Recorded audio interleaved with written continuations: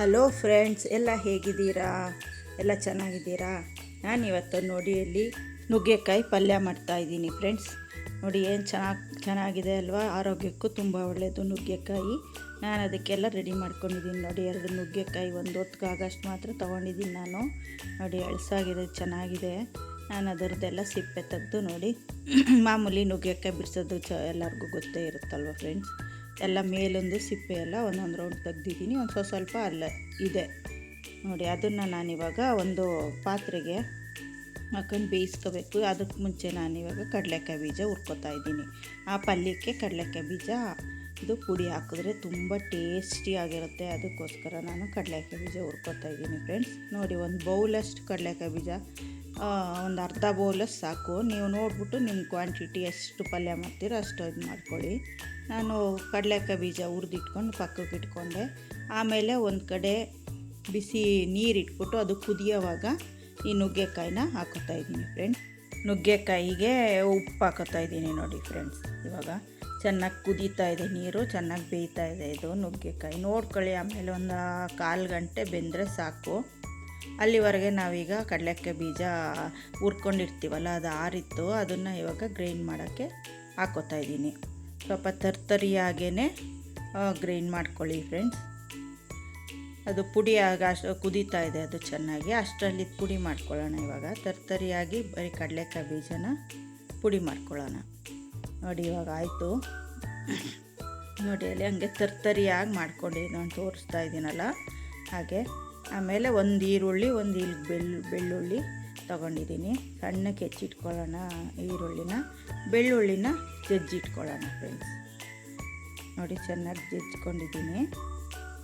Next ಇವಾಗ ನಾವು ನುಗ್ಗೆಕಾಯಿ ಬೇಯ್ತಾ ಇಲ್ವಾ ಅಂತ ನೋಡೋಕ್ಕೆ ಒಂದು ತೆಗ್ದಿಟ್ಬಿಟ್ಟು ನೋಡಿ ಅದನ್ನು ಸೈಡ್ಗೆ ಇಟ್ಕೊಂಡು ಒಂದು ಸತಿ ಹಿಂಗೆ ಪ್ರೆಸ್ ಮಾಡಿ ನೋಡಿದಾಗ ಅದು ಕ್ಲೀನಾಗಿ ಓಪನ್ ಆಗಬೇಕು. ಆಗ ಬೆಂದಿದೆ ಅಂತ ಅರ್ಥ. ನೋಡಿದ್ರೆ ಹಾಗೆ, ಓಕೆನಾ?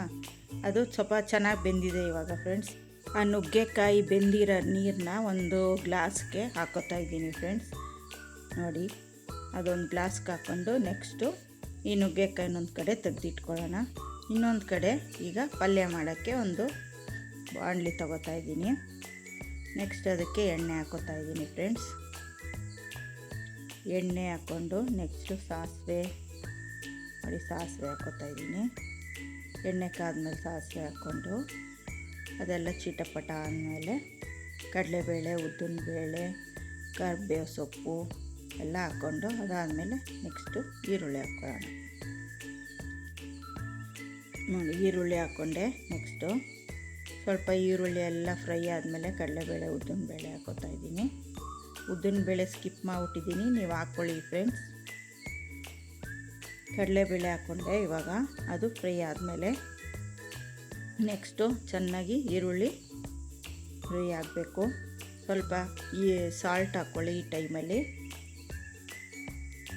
ಈರುಳ್ಳಿ ಎಲ್ಲ ಚೆನ್ನಾಗಿ ಬೇಯುತ್ತೆ.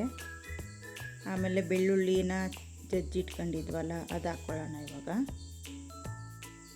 ನೋಡಿ, ಅದು ಫ್ರೈ ಆಗ್ತಾಯಿದೆ. ಈರುಳ್ಳಿ, ಬೆಳ್ಳುಳ್ಳಿ ಎರಡು ಫ್ರೈ ಆದಮೇಲೆ ಚೆನ್ನಾಗಿ ಎರಡು ಫ್ರೈ ಆಯಿತು ಫ್ರೆಂಡ್ಸ್. ನೆಕ್ಸ್ಟ್ ಇವಾಗ ನುಗ್ಗೆಕಾಯಿ, ಬೆಂದಿರೋ ನುಗ್ಗೆಕಾಯಿನ ಹಾಕ್ಕೊಳ್ಳೋಣ. ನೋಡಿ, ನೆಕ್ಸ್ಟ್ ನುಗ್ಗೆಕಾಯಿ ಹಾಕ್ಕೊಂಡು ಒಂದು 2 ನಿಮಿಷ ಫ್ರೈ ಮಾಡ್ಕೊಳ್ಳೋಣ. ಒಂದು 2 ನಿಮಿಷ ಸಾಕು, ಯಾಕಂದರೆ ನಾವು ನೀರಲ್ಲೇ ಬೇಯಿಸಿರ್ತೀವಲ್ವ. ಒಂದು 2 ನಿಮಿಷ ಅದು ಇದಾದರೆ ಸಾಕು ಫ್ರೆಂಡ್ಸ್. ಈರುಳ್ಳಿ ಜೊತೆ ಅದರದ್ದು ಮಿಕ್ಸ್ ಆದರೆ ಸಾಕು. ನೆಕ್ಸ್ಟ್ ಇದಕ್ಕೆ ನಾವು ಸಾಂಬಾರು ಪುಡಿ, ಖಾರದ ಪುಡಿ ಅಂತೀವಲ್ಲ, ಸಾಂಬಾರು ಪುಡಿನ ಒಂದು ಸ್ಪೂನಷ್ಟು ಹಾಕ್ಕೊಳ್ಳೋಣ. ಒಂದು ಸ್ಪೂನಷ್ಟು ಸಾಂಬಾರು ಪುಡಿ ಹಾಕ್ಕೊಂಡು ಸ್ವಲ್ಪ ಚೆನ್ನಾಗಿ ಮಿಕ್ಸ್ ಮಾಡ್ಕೊಳ್ಳೋಣ. ಬೇಕಾದರೆ ನೀವು ಬಿಸಿಬೇಳೆಭಾತ್ ಪುಡಿನೂ ಹಾಕ್ಕೊಬೋದು ಫ್ರೆಂಡ್ಸ್. ಇದಕ್ಕೆ ಅದು ಆಪ್ಷನ್ ಹಾಕ್ಕೊಬೋದು. ಅದು ಚೆನ್ನಾಗಿರುತ್ತೆ ಟೇಸ್ಟಿಯಾಗಿ. ಇದು ಚೆನ್ನಾಗಿರುತ್ತೆ. ಟ್ರೈ ಮಾಡಿ, ಎರಡೂ ಒಂದೊಂದು ಸತಿ ಟ್ರೈ ಮಾಡಿ. ನಾವು ಕಡಲೆಕಾಯಿ ಬೀಜ ಹುರಿದಿಟ್ಕೊಂಡು ಪುಡಿ ಮಾಡ್ಕೊಂಡ್ವಲ್ಲ, ಅದನ್ನು 1 ಸ್ಪೂನು ಇಲ್ಲ 1.5 ಸ್ಪೂನಷ್ಟು ಹಾಕ್ಕೊಳ್ಳಿ. ಅದನ್ನು ಚೆನ್ನಾಗಿ ಫ್ರೈ ಮಾಡ್ಕೊಳ್ಳಿ. ನುಗ್ಗೆಕಾಯಿದು ಪಲ್ಯ ತುಂಬ ಚೆನ್ನಾಗಿ ಟೇಸ್ಟಿಯಾಗಿರುತ್ತೆ. ನೋಡಿ ಇನ್ನೊಂದು ಸ್ವಲ್ಪ ಬೇಕಾಯಿತು, ಇನ್ನೊಂದು ಅರ್ಧ ಸ್ಪೂನ್ ಹಾಕ್ಕೋತಾ ಇದ್ದೀನಿ ನಾನು. ಒಂದು 2 ಸ್ಪೂನ್ ಹಾಕ್ಕೊಳ್ಳಿ ಫ್ರೆಂಡ್ಸ್, ಅದು ಜಾಸ್ತಿ ಇದಷ್ಟು ಅದರ ಟೇಸ್ಟ್, ಕಡಲೆಕಾಯಿ ಬೀಜದ ಟೇಸ್ಟು ತುಂಬ ಚೆನ್ನಾಗಿ ಹೊಂದ್ಕೊಂಡಿರುತ್ತಲ್ಲ, ತುಂಬ ಟೇಸ್ಟಿಯಾಗಿರುತ್ತೆ ನುಗ್ಗೆಕಾಯಿ ಪಲ್ಯ. ನೋಡಿ ಎಲ್ಲ ಫ್ರೈ ಆಗ್ತಾಯಿದೆ. ಬೇಕಾದ್ರೆ ಈ ಟೈಮಲ್ಲಿ ನಾವು ಇದಕ್ಕೆ ಕೊಬ್ಬರಿ ತುರಿನೋ ಇಲ್ಲ ಕಾಯಿ ತುರಿ ಬೇಕಾದ್ರೆ ಯೂಸ್ ಹಾಕ್ಕೊಳ್ಳಿ, ಅದು ಟೇಸ್ಟ್ ಚೆನ್ನಾಗಿರುತ್ತೆ. ನಾನು ಸ್ಕಿಪ್ ಮಾಡಿದ್ದೀನಿ. ನೋಡಿ ನುಗ್ಗೆಕಾಯ್ದು ಪಲ್ಯ ರೆಡಿ ಆಯಿತು.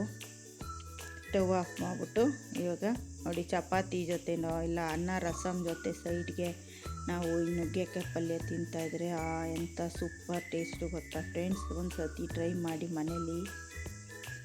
ಬೇಕಾದ್ರೆ ಆ ನುಗ್ಗೆಕಾಯ್ದು ನೀರು ಇದು ಮಾಡಿದ್ವಲ್ಲ, ಅದಕ್ಕೊಂದು ಸ್ವಲ್ಪ ಪೆಪ್ಪರ್ ಪೌಡರು, ಸಾಲ್ಟು ಹಾಕೊಂಡು ಕುಡೀರಿ, ಅದು ತುಂಬ ಒಳ್ಳೆಯದು.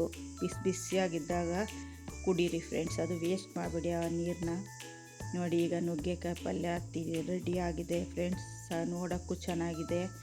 ನುಗ್ಗೆಕಾಯಿ ಬರೀ ಸಾರು ಮಾಡೋದು ಬೇಜಾರು ಅಂದಾಗ ನಾವು ಈ ಥರನೂ ಟ್ರೈ ಮಾಡ್ಬೋದು. ನೋಡಿ ಅನ್ನ ಸಾರು ರಸಮ್ ಮಾಡಿದ್ದೆ ಅವತ್ತು, ಅದ್ರ ಜೊತೆ ಹಪ್ಪಳ ಎಲ್ಲ ಹಾಕೊಂಡು ತಿಂದರೆ ಮಜಾ, ಊಟದ ಮಜಾನೇ ಬೇರೆ ಇರುತ್ತೆ ಫ್ರೆಂಡ್ಸ್.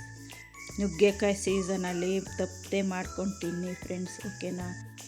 ಯಾರು ನನ್ನ ಚಾನಲ್ ಸಬ್ಸ್ಕ್ರೈಬ್ ಆಗಿಲ್ಲ, ಸಬ್ಸ್ಕ್ರೈಬ್ ಆಗಿ, ಲೈಕ್ ಮಾಡಿ, ಶೇರ್ ಮಾಡಿ, ಒಂದು ಕಮೆಂಟ್ ಮಾಡೋದು ಮಾತ್ರ ಮರಿಬೇಡಿ ಫ್ರೆಂಡ್ಸ್. ನನ್ನ ವೀಡಿಯೋನ ಹೀಗೆ ವಾಚ್ ಮಾಡಿ ಸಪೋರ್ಟ್ ಮಾಡಿ friends. Thank you so much.